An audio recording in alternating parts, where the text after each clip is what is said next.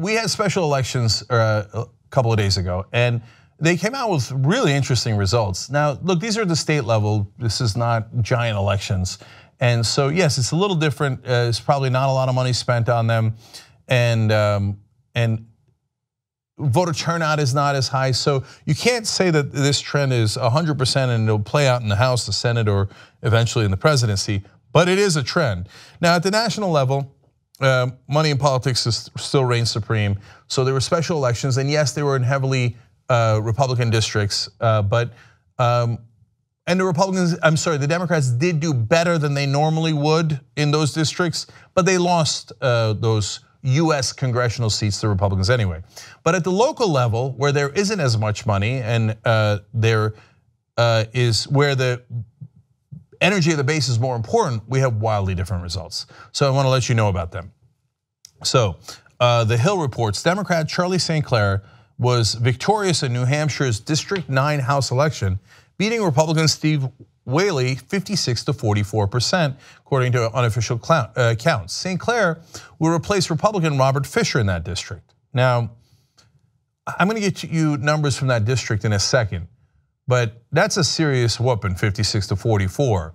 And that was a district that was previously Republican and significantly so. So New Hampshire is a purple state, but that district within New Hampshire was deeply red, now gone. It's now a Democratic district. So now we go to, if you think New Hampshire, purple. Now we're going to Oklahoma. A Democratic school teacher, Jacob Rosecrants, garnered 60% of the vote in the race for Oklahoma's House District 46, defeating Republican Darin Chambers, who had 40% according to unofficial counts. Jesus, a Democratic teacher, not involved in politics, just won in Oklahoma, 60 to 40%. Those are amazing numbers. But let me give you more context, which makes them even more amazing. Rosecrants, who lost the last election by the same margin, is the first Democrat to win the district since 2012. That means just a little while ago, he lost by 20 points, and now this week, he wins by 20 points. I'll do the math for you. That's a 40-point swing in Oklahoma. All right, we'll get to lessons learned in a second. Republicans held nearly 3,000 voter registration advantage in that district in Oklahoma. To overcome that is amazing.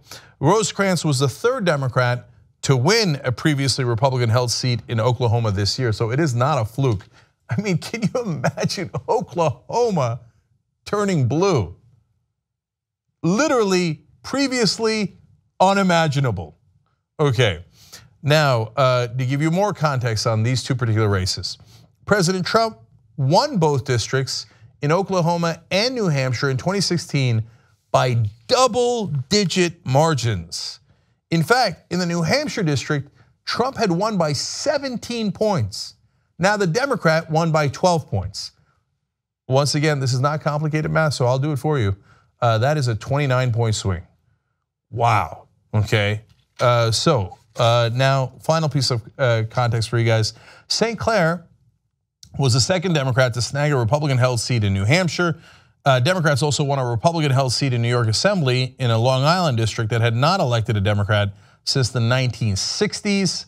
Wolfpack ran a race in Connecticut, and in that case, it happened to be a Democrat running in a very Republican district, a district that had voted Republican for about 100 years straight. And the Democratic candidate did not win there because it was over a 30-point margin they had to overcome. But we closed the lead by 26 points. That was a 26-point swing in the most Republican district in Connecticut. So this is happening all over the country. 32 special legislative elections have been held since January in districts where a Democrat has faced a Republican. In 25 of the 31 districts where comparisons are available, the Democratic candidate ran ahead of Clinton by an average of 12 percentage points. So what are the lessons learned here? Okay, number one, energize your base. If you give them a reason to vote, they will come out and vote. In this case, they happen to be mad at Trump. But that leads to lesson number two. Don't run establishment candidates. When you ran Hillary Clinton, who was an establishment candidate, it needlessly gave the Republicans an advantage. You take Hillary Clinton out of the equation, boom, numbers shoot up by 12 points. not complicated lessons. Oh my God, if you let true, strong progressives run and uncorrupted campaigns, oh, you could maul the Republicans in 2018, let alone 2020. I almost did a Freudian slip of the Democrats there, but for good reason. You gotta sometimes get rid of the establishment Democrats first so you can actually beat the Republicans. To give you a sense of scope of how big those victories could be, if Democratic candidates running for Congress next year run 12 points ahead of Clinton, they would reach 50% of the vote in 309 US House districts, including deeply red districts held by members like Representative Joe Wilson of South Carolina, Randy Weber of Texas, and Tim Murphy of Pennsylvania. There's only 435 seats in the House. The Democrats would win 309 of them. Oh, please, establishment Democrats, get out the way, get out the way. Let us run teachers and nurses and people who don't take corporate PAC money. Let us run the uncorrupted. Let us energize the base and give people a reason to vote. Give people a reason to show up, and we're gonna clean their clock. But you gotta let us at them. You gotta let us run against the Republicans. justicedemocrats.com/win. Because it isn't about, like the TV guys will tell you, oh, you're trying to divide the party. No, I'm trying to make sure we win. That's why it's justicedemocrats.com/win. Justice Democrats are progressives, uncorrupted, not taking any corporate PAC money.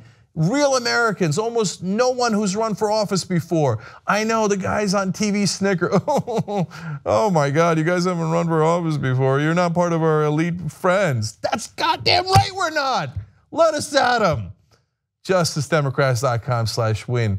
If we got our candidates in there, this thing could be a tsunami. If you like this video, you probably like independent media. The best way to support independent media, become a member of the Young Turks. tytnetwork.com/join.